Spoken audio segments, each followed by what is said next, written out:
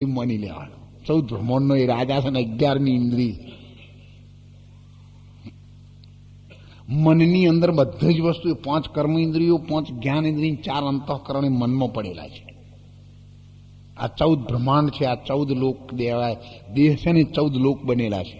આકાશ પાતાળ ને પૃથ્વી માનો 5 કર્મ ઇન્દ્રિય, 5 જ્ઞાન ઇન્દ્રિય, 4 અંતઃકરણ, 14 લોક છે. આ દેહ છે. અને બધાનો રાજા કોણ છે? મન. મનનો બીજો અર્થ થાય બીજ. બીજ એ જ મન છે. બીજ મનમાં કોઈ ફેર નથી, એ એક જ છે, પણ એનું નામ ભૂમિકા પ્રમાણે જુદું આપ્યું છે. આખો દેશ શેમાંથી પ્રગટ થયો? બીજમાંથી.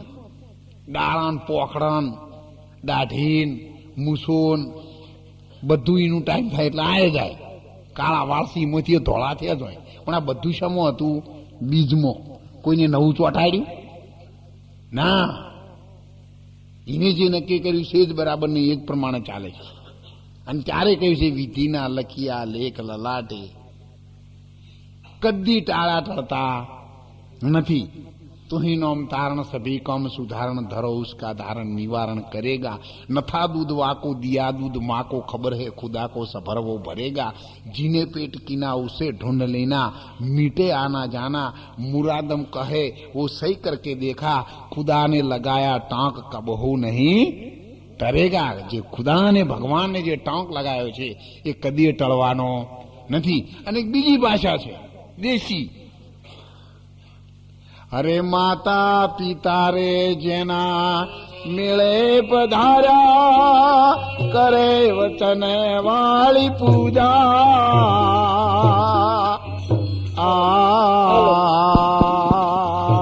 માતા પિતા રે જેના મેળે પધાર્યા, કરે વચન વાળી પૂજા.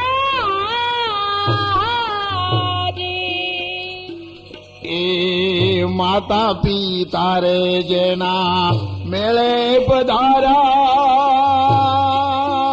કરે વચન વાળી પૂજા.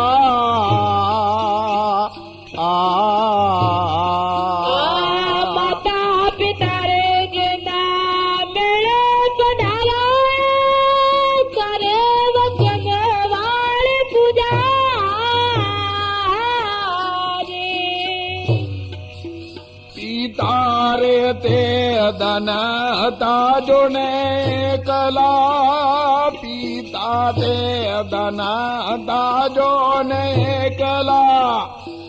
એ પુત્ર જન્મિયા જુદા સંતો રે ભાઈ, મન વિના કર્મ નહીં હોતા.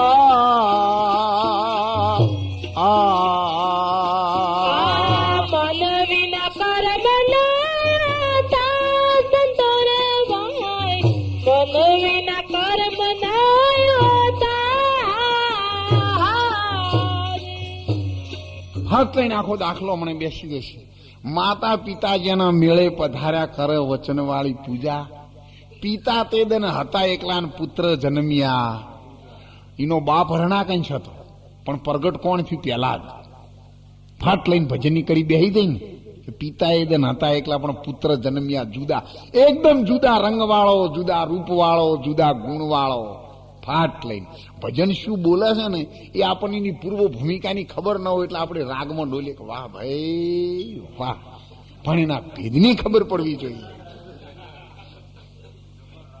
ત્યારે જો આ દાખલો ફટ લઈને બેસી ગયો કે મન વિના કર્મ નહીં હોતા. મન એ બીજ છે, એના સિવાય કોઈ પણ કર્મ આ જગતમાં થતું નથી. સર્વથી શ્રેષ્ઠમાં શ્રેષ્ઠ મન છે. મન ચોર છે, મન લાલચું, મન લોભી, મન કરણીનો છે હીણો. પણ જો એને વાળી લેવામાં આવે તો મન જેવું કોઈ પવિત્ર નથી. મન તું તો દરિયાની લહેરો સમાન છે. એ લહેરો તો સમુદ્રમાં સમાય, બીજો નથી બોલતો. તારા ઠેકાણે હરીને ઠેરાવજે બસ, તો અપરંપાર પરિબ્રહ્મ નારાયણ પરમાત્મા સિવાય બીજું કંઈ દેખાતું નથી. પણ મન ઉપરથી જો સુરતા હટી જાય, મન અને સુરતાનું જે સંલગ્ન છે એ મટી જાય, તો એને તરત જ બીજા ભાવ દેખાય છે, બીજું રૂપ દેખાય છે. અને રૂપ જ્યારે દેખાય છે ત્યારે સંતોએ કહ્યું છે, નામ જગાડે કામને, રૂપ જગાડે મોહને, અને મોહ જગાડે કામ, કામ જગાડે ક્રોધને. એટલે ખોવે પ્રભુનું નામ. રૂપથી ફટ લઈને હોમે રૂપ તમને દેખાય એટલે તરત જ બધી વાસનાઓ તરત પ્રગટ ચાલુ થઈ જાય. પણ જ્યાં સુધી રૂપ તમને ના દેખાય, એક ભગવાનનું રૂપ દેખાય, ત્યાં સુધી બીજી કોઈ પણ વસ્તુની જીગર નથી કે ચલાય માન.